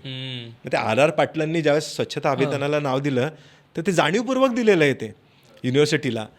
तर मला वाटतं ही जी खंजिरीची जी परंपरा आहे तर ती विदर्भात अजूनही कायम आहे. त्यामुळे गोंडली नृत्य आपण बोललो, तिच्यानंतर ही खंजिरीची परंपरा आणि झाडीपट्टी, मला वाटतं सांस्कृतिक हे महत्त्वाचे जे 3 प्रवाह आहेत हे विदर्भाचे अंडरलाईन करायलाच पाहिजे. खूपच महत्त्वाचं आहे. आणि हे इतकं माहीत नसलेल्या गोष्टी आहेत, अजिबात कोणी डिस्कस करत नाही, त्याच्याबद्दल कोणी सांगतही नाही आणि आपल्याला काहीच नाही असल्यासारखे आपण त्याच्याबद्दल वागतो. नाही, हे सगळीकडेच आहे रे. म्हणजे तुला मी सांगतो आता आपण आता कलेवरच आहेत, आपण मग इतिहासात परत जाऊ 2 मिनिटात. आता एक विदर्भाची स्वतःची एक सिल्क साडी आहे, ठीक आहे.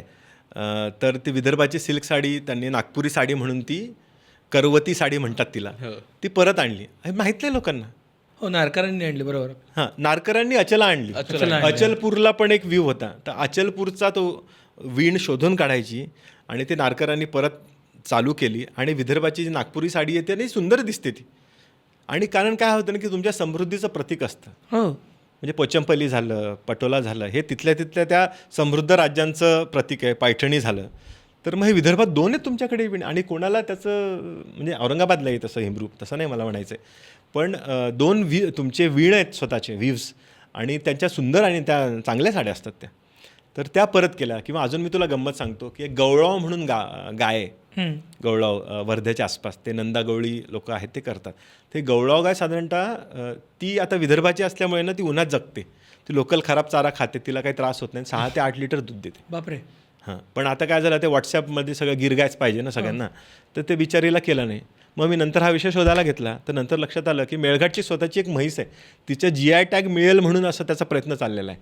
मग नंतर लक्षात आलं की उमरखेडला उमरेड म्हणून त्यांनी स्वतःचा एक बैल आपलं म्हैस तयार केली. असेच गावीच्या खामगावचा एक जात आहे, कैकाडी नावाची गाढवांची एक जात आहे, तो 100 किलो ओझं वाहवतो अशी त्याची ख्याती आहे अकोला जिल्ह्यातलं. आणि अकोला जिल्ह्याच्या गाई, तर ह्या आता गायींचे जे प्रकार आहेत तर ते एवढे आहेत, ते संवर्धन करायला पाहिजे हे लक्षात येत नाही लोकांना. आणि गाईवरनं आता आपण एक जमनालाल बजाजचा उल्लेख सांगतो. खाद्यवरती जमनालाल बजाजांनी काय केलं, त्यांनी 10 ते 15 प्रकार म्हणजे खूपच त्यांनी मोठं काम केलेलं आहे. त्या तुलनेत आजचे बजाज फार काही करत नाहीत समाजाबद्दल.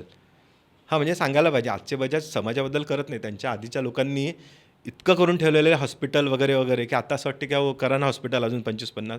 तर त्यांनी ते आश्रम वगैरे केले, महिला आश्रम केले. त्यांनी गाईच्यासाठी त्यांनी तो आश्रम बनवला आणि तिकडे ते दुधाचं काम होतं. त्यांच्याकडे गोरसपाक म्हणून एक कुकीसारखा प्रकार आहे. बर. अच्छा. तो आवर्जून खायला पाहिजे.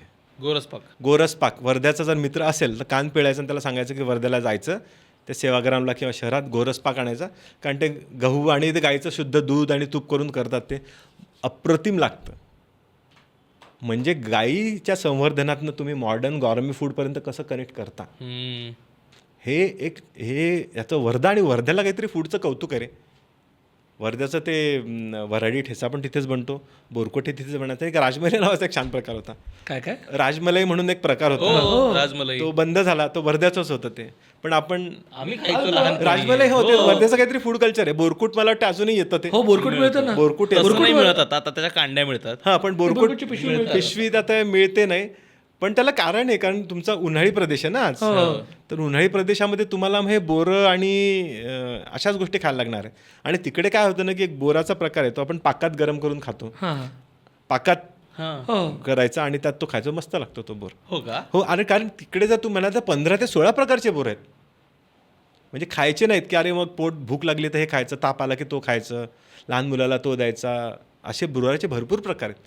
ते सगळं विसरलं. पण आपण इतिहासावर परत येऊ. म्हणजे मला बोरकुट फारच नाही पण इट्स गुड ना. म्हणजे आणि तुम्ही आता गायींबद्दल बोला, मला ॲक्च्युली त्याच्यावरती थोडंसं एक ॲड, आपल्याकडे ना देशी गाय म्हणजे गिर एवढंच झालं. तिकडे व्हॉट्सअप आहे ना, त्याला काय करणार आहे? देशी म्हणजे लोकल, देशी म्हणजे इंडिजिनस. local, आणि प्रत्येक ठिकाणचं इंडिजिनस वेगळं आहे. मध्ये मी कोकणात गेलो तर तिथे मी मॅप बघितला, महाराष्ट्रात काहीतरी 32 प्रकारच्या गायी आहेत वेगवेगळ्या रिजनमधल्या. आणि त्या टिकतात. गंमत काय की ती स्थानिक असल्यामुळे ना ते तिथला ऊन आणि पाला तो जमवते. कारण हे 47 डिग्रीत तुमची गिरगाय टिकायला लागणार आहे, मग फॅन लावा. म्हणजे हे म्हणजे पॉमेरियन कुत्रा पुण्यात ठेवायचं आहे असं ते आहेच. मला तुमच्या आवडत्या टॉपिककडे यायचं, ते म्हणजे लोणार. अरे पुस्तक. हां, कारण म्हणजे त्याच्याबद्दल पण नेमकं एक तर त्याची मिस्ट्री काय आहे, कसं तयार झालं पासून, त्याच्या आसपास अनेक मंदिरं पण आहे ज्याच्यावरती सुद्धा तुम्ही पुस्तक लिहिलं, तर मला त्याच्याबद्दल ऐकायला आवडेल. हां, तर लोणार म्हणजे विदर्भात काही काही गोष्टींची, काही काही जागांची म्हणजे थोडीशी अशी लॉटरीज लागलेली आहेत. तर रामटेकवर आपण बोललो की आज एक 2000 वर्षाचा तुमच्याकडे आहे. भद्रावतीवर आपण बोललो.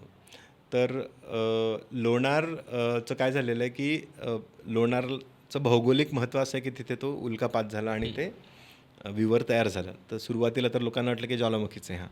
पण नंतर लक्षात आलं की नाही, हे उल्कापातामुळे घडलेलं विवर आहे.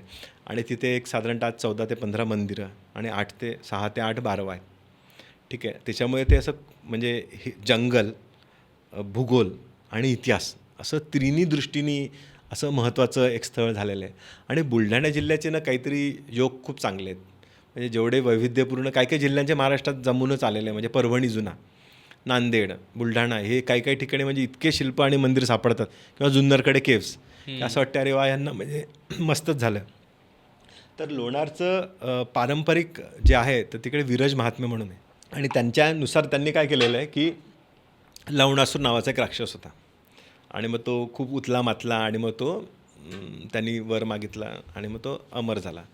मग आता त्याचा वर काय होता की तुला कोणी माणूस मारणार नाही, तुला एखादं लहान पोरगा मारू शकतं. मग काय करायचं तर विष्णूनी बाल रूपात अवतार घेतला आणि मग ते लोणारच्या विवराचं झाकण उघडलं, आत जाऊन त्याला मारलं आणि त्याची खूप सुंदर मूर्ती दैत्यसूदन मंदिरात आहे. ठीक आहे, तर दैत्यसूदन नावाचं जे गावात मंदिर आहे ते दैत्यसूदन मारणार आहे. तर विष्णूच्या तशा संहार रूपातल्या मूर्ती फार काही नाही आहेत. नाही आहे. हो. नरसिंह म्हणून आहे, विष्णू म्हणून फार नाही आहे. म्हणजे फार तर एखादी छोटी तुम्हाला कंसवधाची वगैरे बाजूला दिसते. तर मेन मूर्ती आज विष्णूची संहार रूपात आहे आणि आतल्या गाभाऱ्यात जास्त तुम्ही जाता म्हणजे त्याला अंतराळ म्हणतो, तो वरती वाटल्यास मी फोटो देईन तुम्हाला, ती खूप सुंदर आहे की असा पाय वाकडा करून तो तिला मारतोय आणि त्याच्या लवणासुराच्या बहिणी आषाढा आणि कराडा त्या हात जोडून म्हणतात की अरे याला सोडून द्या आणि तिच्यावरनं मग लोणारचं सरोवर बनल्याची कथा आली. कारण मग ह्याचं रक्त हा लवणासूर, मग ह्याचं अपवित्र रक्त, मग ते तलाव तयार झाला. आणि दुसरं काय झालेलं की लोणारला फक्त सरोवर नाही, लोणारला धार पण आहे, बरं. ती सतत वाहत राहते आणि आता ती इतकी जाडी झाली की ते पाणी वर झालेलं आहे. मग त्या धारेची कथा म्हणून मग काय सांगितलं की आता मग विष्णूचा पाय घाण झाला ना, मग ब्रह्मदेवानी कमंडलूतनं गंगेला आणला आणि मग ती गंगा भोगावतीचं ते तीर्थ झालेलं आहे. तर ही पारंपरिक मान्यता आहे. आता दुसरी मान्यता काय झालेली आहे की वीरज म्हणजे मुक्ती, तर हिला विष्णू गया म्हणतात. म्हणजे एक ती गया आणि ही विष्णू गया. आता ही विष्णू गया पारंपरिक म्हणतात, त्याचा रेफरन्स होतो ऐने अकबरीत. ऐने अकबरीत म्हणतात की द लोकल्स कॉल इट बिसन गया. आणि खूप महत्त्वाचं ठरलं. म्हटलं अरे वा, आपल्याकडे कारण काय होतं पुराण म्हटलं की बरेच लोकांना ते पुराणात काय पुराण इतिहासच आहे, पण आता नाही म्हणणार तुम्ही, ऐने अकबरी म्हणते.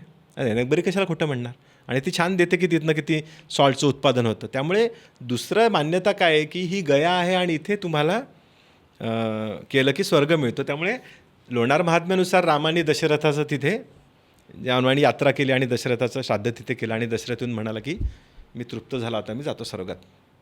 ठीक आहे. आणि ती रामायणाच्या 3-4 कथा आहेत तिथे. एक कथा अशी आहे की सीता माई न्हाणीला गेल्या आणि मग हनुमान म्हणे आता माईला वेळ लागणार, तर मी झोपतो.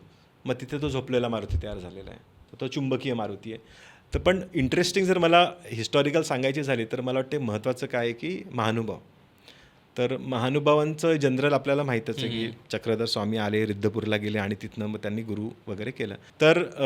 तर महानुभाव आणि यादव, तर हे म्हणजे कृष्ण भक्ती, त्यांचे पंचकृष्ण नावाची अशी संकल्पना आहे. आणि महानुभावात जातीपातीचं फार मानत नाही. इनफॅक्ट महानुभावात विटाळ मानत नाही. एक लोणारची कथा अशी आहे की ती बाई असते आणि तिला विटाळ असतो, पिरियड्स म्हणजे, आणि मग तिचा काहीतरी हात लागतो, स्पर्श होतो, आणि मग दुसरं म्हणतं की अरे आता स्पर्श झाला आला तर आता हिला शुद्धीला लोणारला न्यायला लागेल आंघोळीला, कारण गंगा मानतात ना. तर महानुभाव तिला म्हणतात की बाई ह्याचा विटाळ मानू नये, जसं नाका चेंबूड कानाला घाम तसं हे. वाव. हे लक्षात घ्यायला पाहिजे. म्हणजे अर्थात तसं ज्ञानेश्वर वगैरे नाही बोललेले, पण हे म्हणजे किती मॉडर्न आहे. आणि चक्रधर म्हणतात म्हणजे लीळा चरित्र तसा चरित्रग्रंथ आहे. त्यांचे सगळेच प्रसंग लिहिलेले आहेत. आले गेले, झोपले, खाल्ले, आशीर्वाद दिला, चमत्कार केला, आणि त्यांचं तत्त्वज्ञान बोलताना येतं. तर हे लोणारबद्दलचा उल्लेख हा चक्रधरांचा खूप मोठा आहे हा.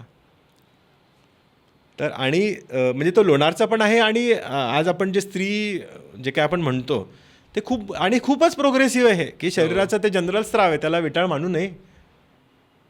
तर तत्त्वज्ञानानुसार तर ते महत्त्वाचेच आहेत. पण मराठीत काय झालेलं आहे की त्या काळाचं इतकं चांगलं डॉक्युमेंटेशन झालेलं आहे आणि त्यांचे खूप ग्रंथ आहेत, स्थानपोथी, अज्ञातलीळा आणि हे लीळाचरित्र वगैरे. तर तिच्यामुळे काय झालेलं आहे की एक मराठी यादव काळाचं जे एक राजकीय आदळआपट होती त्याचंही लक्षण दिसतं. समाजाच्या भावना काय होत्या, कारण काय होतं ना की काही प्रसंग असे आहेत की चक्रधर स्वामी, समजा आता मेहकरचा एक प्रसंग आहे की तिकडे गेले आणि तिकडे त्यांना त्या बाजरू बायानी बोलवलं आणि मग आशीर्वाद मागितला वगैरे. तर त्यावेळेसची ॲटिट्यूड काय होते की स्वामी जातात, अनुग्रह देऊन येतात की बा तुझं चांगलं मी चाललो, किंवा बैलांनी तिकडे काय उधळलं आणि त्याला कसं केलं, असं सामाजिक डॉक्युमेंटेशन आहे. आणि भाषिक दृष्टीने त्यावेळेसची जी भाषा आहे ती कशी होती हे आपल्याला दिसतं. तर आता विदर्भात जर मी तुला म्हणालो की आमच्याकडे ना श फार वापरत नाही, शचा ख होतं. त्यामुळे आता त्या मोठ्या गोट्या खेळतात ना, कंचे असतात ना, कंच्यापेक्षा एक मोठी असते, त्याला काय म्हणतात तिकडे माहिती नाही. आमच्याकडे पखाण्याच्या गोळ्या म्हणतात, पाषाणाच्या, किंवा जी बरणी लोणच्याची असते तिला पखाणाची बरणी म्हणतात. म्हणजे खरं तर एखाद्या स्टार्टअपला छान नाव आहे पखाण, कारण पाषाणचं ख होतं. तर असे जे बारकावे भाषेचे आहेत किंवा संभार, हो. कोथिंबीरला संभार, तर संभार आम्ही एकदा शोधात बसलो, आम्ही त्या अमोलशी मी चर्चा करत बसलो. तो म्हणजे लीळाचरित्रात संभारू घेऊन येऊ आहे असा शब्द आहे संभार आपला, कोथिंबीर.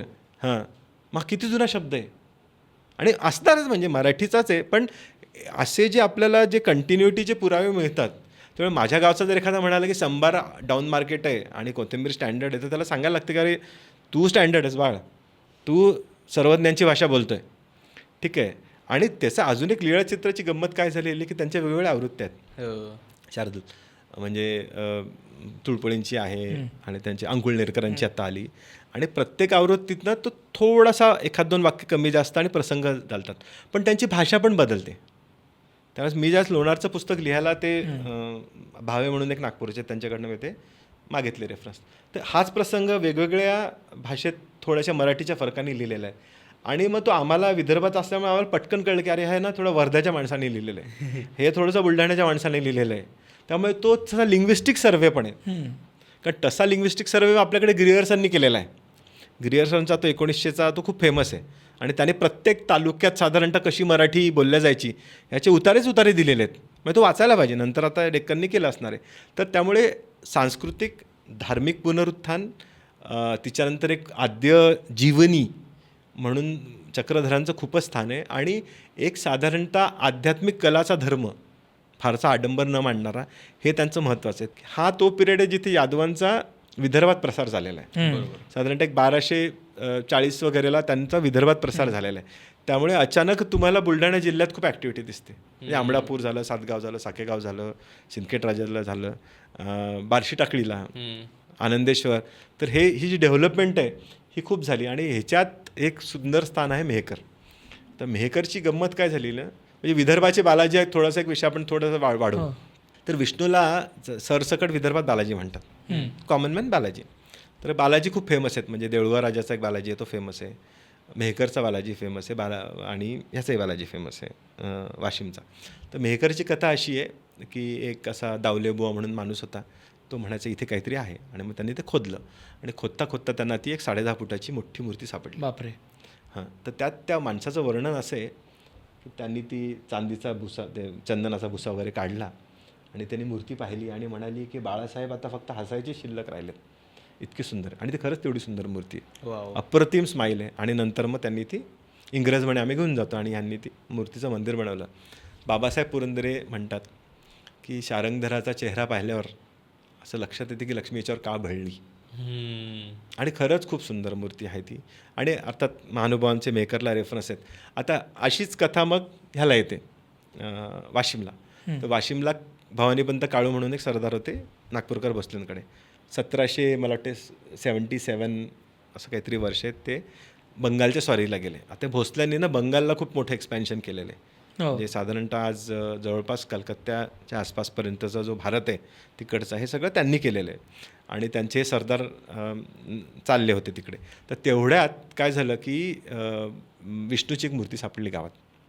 आता वाशिमचं ना विभाजन झालं होतं, अर्धा भाग यांच्या इंग्रजांकडे, अर्धा भाग भोसल्यांकडे. तर मग त्यांनी तो आमच्या भागात सापडली म्हणून आमची मूर्ती, आणि त्यांनी सांगितलं की मी जर परत आलो तर हिचं मी मंदिर बांधेल. आणि मग त्यांनी परत येऊन ते बालाजीचं मंदिर बांधलं, आणि ती खूप सुंदर मूर्ती आहे, म्हणजे त्याच्यावर ते छान दशावतार. तर असंच मग तुम्हाला इकडे चिमूरला पण दिसतं. आणि तर हे बालाजी आणि नरसिंह, म्हणजे नरसिंहाचं आपण रामटेकचं पाहिलंच, पण आज मेहकरला नरसिंह आहे, नरसी अंजी म्हणून एक गाव आहे तिकडे नरसिंह आहे. तर नरसिंहाचा आणि विष्णूचा जो एक कल्ट आहे तो तसा विदर्भात खूप प्रॉमिनंट आहे. आणि ती पूजा, आणि ते छान अशी खूप सुंदर, म्हणजे मेहकरचा नरसिंह जर पाहिला तो छान असा पोट फोडतानाचा मस्त त्याच्या मांडीवर हिरण्यकश्यपू. आणि मी म्हटलं बाबा एका गावात किती सुंदर 2-3 मूर्ती असायला पाहिजे. तर मी म्हटलं तुमचं नशीबच चाललेलं आहे. आणि मग विष्णू मूर्तीचा ज्यावेळेस आम्ही एक असं काउंट घ्यायला गेलो होतो, तर निदान आम्हाला अशा 30 ते 37 प्राचीन विष्णू मूर्ती सापडलेल्या. म्हणजे ते वैशाली वेलणकरांची PhD आहे, पण तिच्यात आता फेसबुकमुळे ती यादी वाढली. त्यामुळे असं दर 40 किलोमीटरला तुम्हाला एक विष्णूची मूर्ती अशी दिसते. आणि प्राचीन म्हणजे अर्लिएस्ट, आता माझ्या हातात एक आलेली ती लेट राष्ट्रकूट होती, पण यादव काळातलं मोरलेस यादव काळातलं हा जो एक्सपॅन्शन आहे तो तिथून तुम्हाला साधारणतः यवतमाळपर्यंत दिसतो आणि मग चंद्रपूरला थोडीशी तिकडे परमारांची ट्रेडिशन आहे तर तो थोडासा तिकडे स्वरूप बदलतो. तर यादवांचा प्रभाव आणि महानुभाव असं मी एकत्र घेतलं. कारण महानुभावाचं एक अजून गंमत आता मेहकरचं सांगायला पाहिजे की त्यांनी ना जिओग्राफिकल वर्णनं केलेले आहेत. तर खंडमंडळ म्हणून तो एक शब्द घेतात. तर ते म्हणतात पैठण ते असा पुढेपर्यंत एक खंडमंडळ आणि मेहकरपासून जो सुरू होतो ते एक खंडमंडळ बालाघाटपर्यंत आणि तिच्यानंतर झाडीपट्टी आणि हा महाराष्ट्र देश आहे. महाराष्ट्र देशी राहावे, तेलंगणात वगैरे जाऊ नये. हा चांगलाच प्रदेश आहे, इथे राहायला पाहिजे. असे खूप छान छान वर्ण आहेत. म्हणजे महानुभावांवरती एक वेगळा एपिसोड व्हायला पाहिजे. पण लिंग्विस्टिकली मला वाटते यादव काळाचं जे डॉक्युमेंटेशन त्यांनी केलेलं आहे ते अजून कोणी नाही केलं. सर आपण बुद्धिझममध्ये काय काय रेफरन्सेस आहेत विदर्भाचे ते घेतले. जैनिझमचं काही कनेक्शन आहे का? नाही, जैनिझमचं सगळ्यात महत्त्वाचं म्हणजे काय होतं माहिती आहे का की कॉमन मॅनला असं वाटतं की जैन म्हणजे मारवाडी जैन आणि राजस्थानी गुजराती जैन. महाराष्ट्रात मराठी स्पीकिंग ओरिजिनल आपले जैन आहेत हे तुम्हाला सांगली किंवा विदर्भात आल्याशिवाय लक्षात येत. हो, सांगलीला आमच्याकडे खूप आहेत. तुमच्याकडे ते चतुर्थ वगैरे कम्युनिटीचे असतात. सैतवाळ आहेत तर सैतवाळ म्हणून एक असतात, ते सैतवाळ विदर्भ आणि तिकडे सापडतात. पण वाशिमकडे धाकड नावाचा एक त्यांचा वेगळा प्रकार आहे, ते तिथेच सापडतात. बरं. आणि हे दिगंबरी मराठी जैन पारंपरिक जैन आहेत. तर तिच्यामुळे काय झालेलं आहे की शिरपूर नावाचं एक स्थान आहे, ते जैनांची काशी मानल्या जाते. बरं. आता तिकडे अंतरिक्ष पार्श्वनाथ म्हणून एक मंदिर आहे, तर ती हवेत तरंगते मूर्ती. हो, आणि त्याची छान कथा आहे की इल राजाचा राजा होता, त्याचा तो रोग बरा झाला. मग त्यांनी देवाला प्रार्थना केली की माझ्यासोबत चला. मग तो म्हणे की 3 दिवस जन्मलेल्या छाकड्याचा तुम्ही बछड्याचा हे करा आणि मी त्यात येतो, पण मागे वळून पाहायचं नाही. आणि मग हा थोड्या वेळाने मागे वळून पाहतो, ती मूर्ती तशी हवेत जाते. आणि मग पुढे कलियुगात पाप वाढल्यामुळे ती मूर्ती खाली खाली आली, पण अजूनही ती जमिनीच्या वर आहे. आणि ते आता लॉक होतं आत्तापर्यंत पोलीस केसमध्ये, तर ते अनलॉक झालं आणि तिच्याकडनं त्याची पट्टी घालून दाखवतात लोक. तर ही अंतरिक्षात हवेत असलेली मूर्ती ही खूप मोठी आहे. आणि तिथे अजून काय झालेलं आहे की त्यांनी विटाचं मंदिर आहे, ते म्हणजे वरचं मंदिर आहे ते नंतरचं लक्षात येतं. वीटकामात जीन त्यांनी काढलेले आहेत आणि हाच प्रकार कारंजाला झालेला आहे. म्हणजे तसे क्षेत्र खूप आहेत, मुळावा आहे, त्याच्यानंतर आपलं मुक्तागिरी आहे, तर ते एमपीत गेलं. पण कारंजाला काय झालेलं आहे की हे बघेरवाल समाज होता, तो गुजरातातनं इकडे आला म्हणून तो लाट, आणि मग त्या लाटचं कारंजा लाड चिटकलं.